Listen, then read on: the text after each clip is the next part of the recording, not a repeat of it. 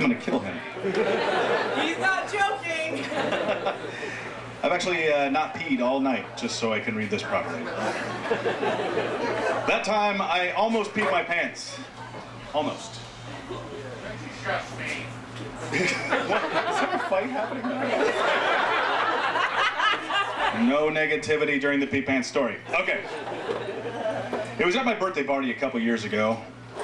The time I almost peed my pants.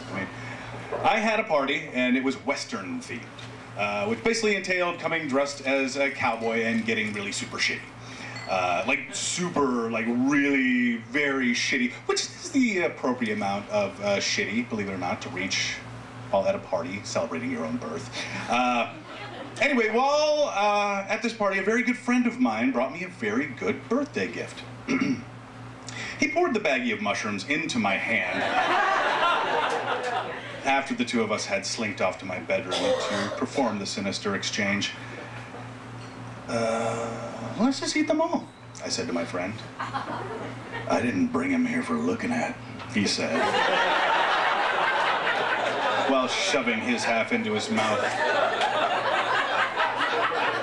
My half found its way into my face a moment later. Off we were, back to the party, and down a path of what would surely be splendid wonderment.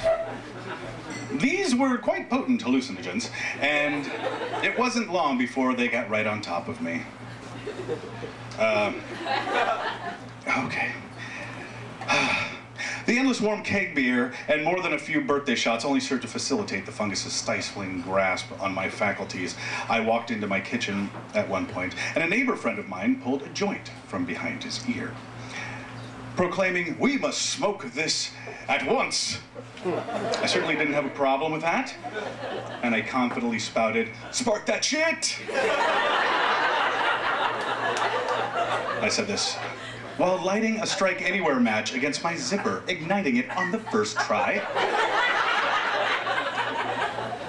Please note that this is something that can only be done while in a state of considerably altered consciousness on your birthday at your party. It doesn't hurt to be dressed like a cowboy. As we smoked, what he assured me was the good shit, the light in my kitchen began to change to a drastic and desperate shade of orange. As my friend talked to me between tokes about something I couldn't even begin to force myself to pay attention to, I watched him transform into a greaser goblin with a melty face. I needed to escape his orange goblin paradise and made my way to my living room once we finished the joint. I walked up to a good friend of mine whose costume included a shiny sheriff star pinned to his shirt, and for some reason, without provocation, I ripped it from his shirt while proudly proclaiming, "You're no sheriff." It was 2 days later I was told I actually tore the entire front pocket off of his shirt, ruining it completely while laughing hysterically. I regret nothing. As my night went on, it was becoming increasingly clear that I was going to have to take a piss. It would probably be a good idea to do it sooner rather than later. However, for reasons I have yet to determine, I kept putting it off. I honestly don't know how I had managed to hold it for so long. By my judgment, I had drunk half a keg and a quart of whiskey. Then again, my ability to calculate weights and measures had been moderately compromised. After even more time elapsed, I finally decided that now was the moment to take my piss. A glorious, glorious piss. I was just about to make the right turn into the bathroom from the hallway when I was struck out of nowhere with an overwhelming urge to just get into my bed, put my head down on my pillow, and just fade off. I ended up making the left into my bedroom and fell what felt like 17 stories into my soft, warm, welcoming womb of a bed. I hadn't been lying there long before I felt the familiar weight of my dog jumping onto the bed as well. And then I felt something else, realizing rather quickly that it was someone else. And then another someone else, and then a few more someone else's. It turns out my dog and a group of my friends decided to pile on top of me like we were about to start a Roman-style orgy. My bladder screamed through the drugs, beer, and liquor, "It's final warning, better before drastic measures are going to be taken." I gathered the strength of 1,000 sex-crazed chimpanzees and managed to push my friends off with just enough time to get to the bathroom, pull my pants down to my feet like a 5-year-old, and let loose what from here on shall be known as the greatest piss any man has ever taken to this date, bar none.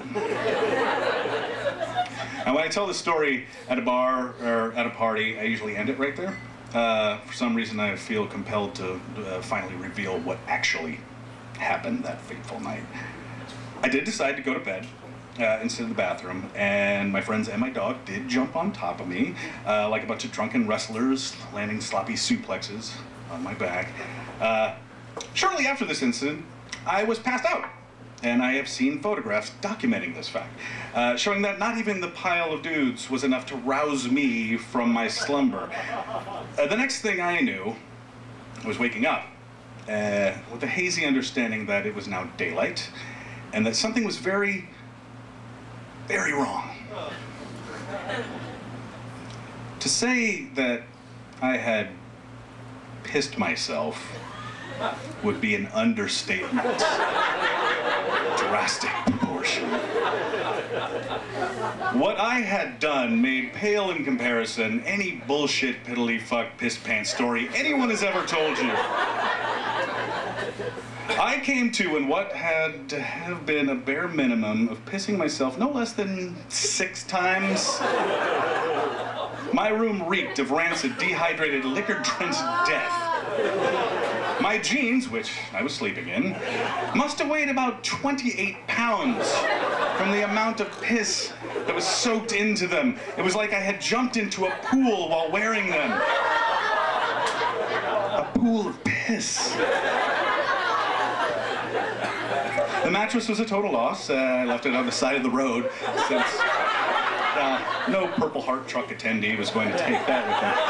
I actually never told my friends that I pissed the bed, and they never mentioned it.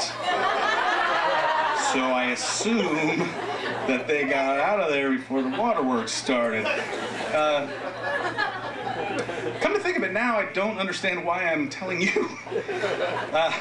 But you know what, either way, all pants pissing aside, I do have to say it was not a bad birthday. Not a bad birthday at all.